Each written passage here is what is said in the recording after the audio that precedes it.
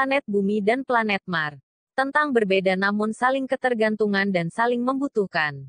Perbedaan itu diibaratkan seperti planet Bumi dan planet Mars. Jangan beranggapan bahwa karena berbeda maka kamu lebih penting atau berharga. Karena di balik perbedaan ada suatu ikatan rahasia yang dipendam secara gaib dan diselimuti dunia luar atau dunia nyata.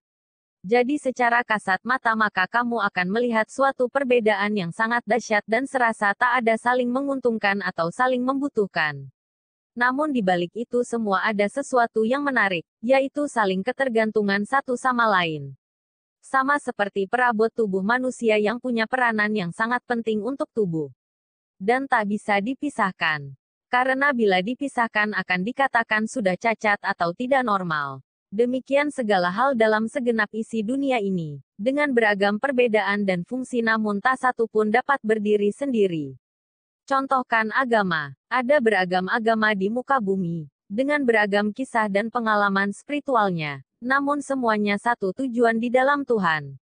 Jangan beranggapan bahwa agamamu lebih benar dari lainnya, sebab di balik perbedaan agama tersimpan beribu misteri yang kamu belum ketahui tentang keberadaannya. Perbedaan agama itu seperti jarak antara planet yang satu ke planet yang lain. Walaupun berbeda namun semuanya satu tubuh dan satu tujuan di dalam Tuhan. Matikanlah rasa benci di hatimu. Bisa jadi kebencian itu akibat kamu salah belajar dan kamu salah mengartikan suatu pernyataan rohani. Semakin tinggi iman seseorang ia akan semakin menerima perbedaan-perbedaan yang ada. Dan bila seseorang mengaku sudah beriman, namun masih ada kebencian pada salah satu perbedaan yang ada di sekitarnya maka ia tergolong orang yang belum mengerti. Karena ia merasa beriman namun hanya sebatas kulit luar, tak mendalami sampai ke dalam sanubari. Cahaya bulan purnama. Tentang iman di dalam hati. Iman di dalam hati itu seumpama cahaya bulan purnama. Ia bercahaya di dalam hati, menerangi setiap insan yang berkenan kepada Tuhan. Kesejukan, kemolekan, keindahan, semua ada besertanya. Lengkapi dirimu dan bertanya, apakah mungkin aku berpaling darimu Tuhan, sedangkan aku telah melihat kemuliaan-Mu.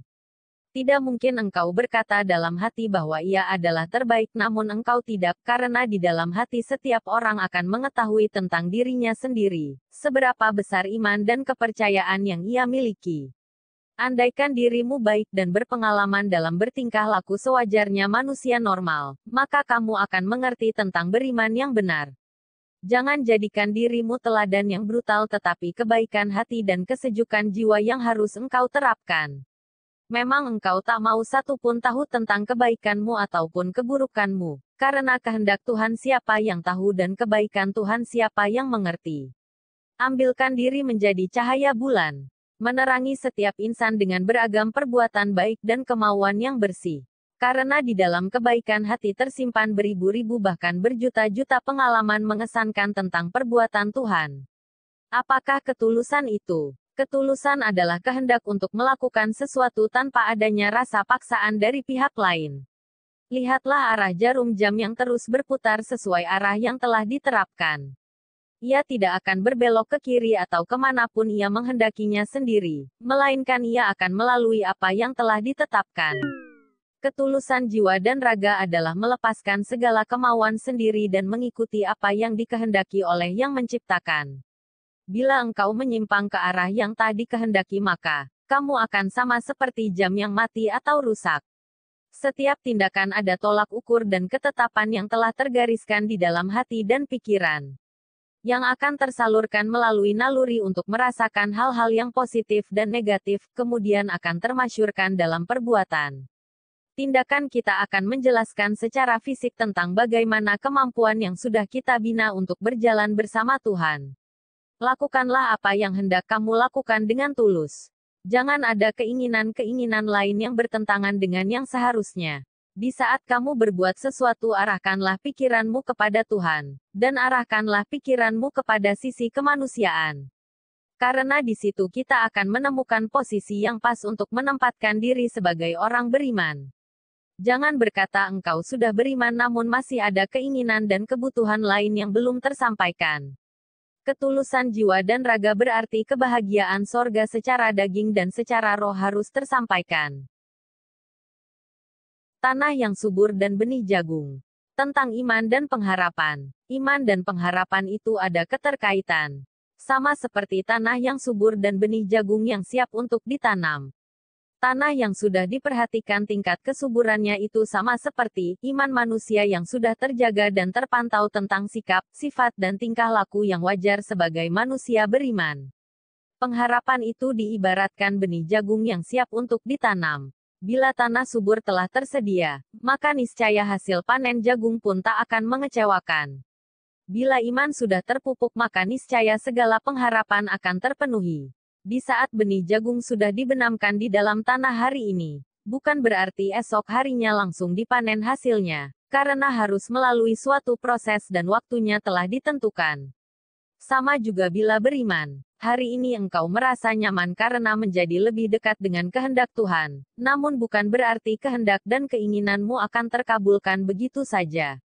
Karena harus melalui suatu proses dan waktunya telah ditentukan. Setiap orang akan berlomba dengan waktu dalam menanti suatu pengharapan. Bersyukurlah kamu bila waktu yang telah ditentukan untukmu tidak membutuhkan waktu yang lama, karena ada juga yang diberi pengawasan khusus tentang kesabaran yang harus dilewati. Iman harus diperjuangkan dan pengharapan wajib didapatkan.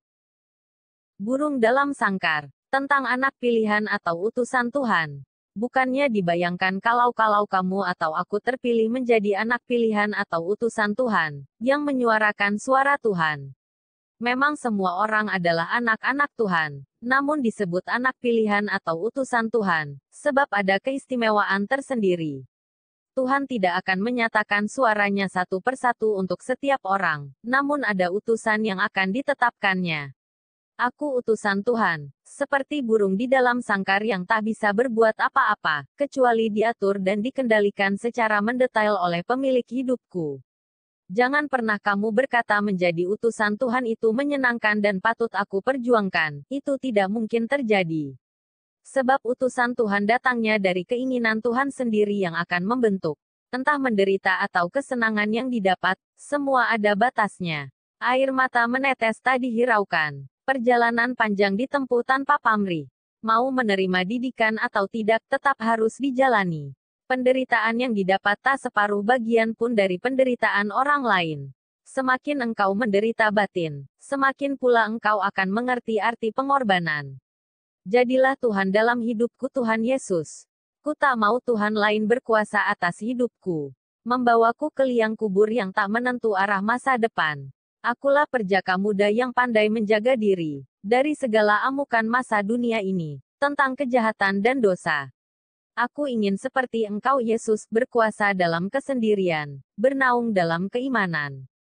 Yesus Tuhanku tahu apa penyebab semua ini. Aku bernyanyi riang memuji Tuhan. Bersorak-sorai dalam kemenangan, namun tiada arti hidupku tanpa mengerti arti pendamaian diri dengan Tuhan. Pertobatan itulah kendalanya manusia. Bahwa sering kali ia berjuang untuk bertobat, tapi ada saja halangan yang membuatnya kembali lagi ke kehidupan lamanya yang salah. Biarlah Tuhan, utuslah setiap orang pilihanmu ke tengah-tengah kehidupan manusia, yang serba salah dalam mengatur hidup.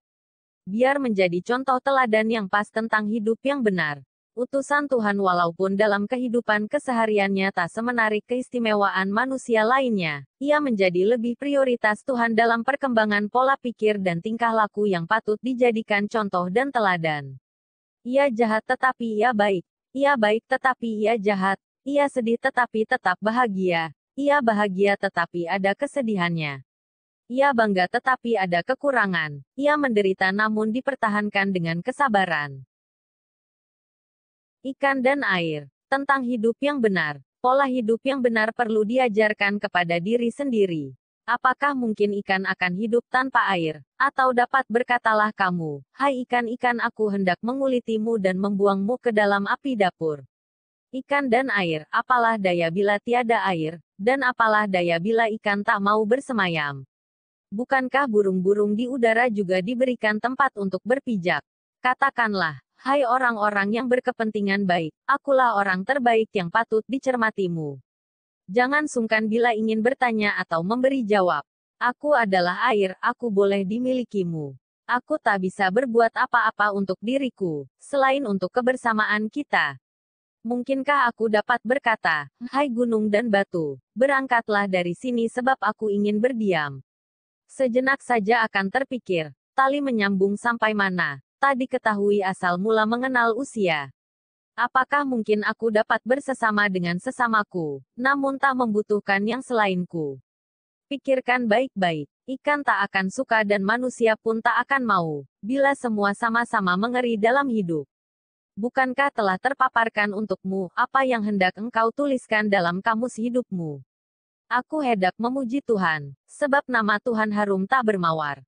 Bernyanyi pun tak bersuara, bagaikan duri di dalam sendi, merana, merasuk tak diketahui.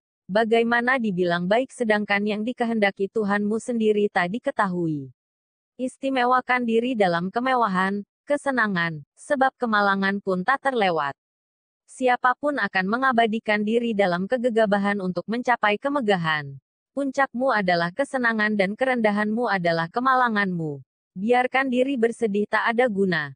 Maka biarkan diri berjuang dalam kesenangan untuk menggapai. Bukan paksaan engkau berolah tenaga dan perasaan untuk bekerja membangun hidup. Engkau adalah air, dan ikan adalah tuannya. Bila ikan tak mau hidup di situ berarti ada sandungan yang telah ada. Biar engkau tak mau berkata bahwa aku adalah baik, namun Tuhan telah tahu dari mana ia harus memulai. Sebab di mana bumi dipijak, di situ tumpuan manusia.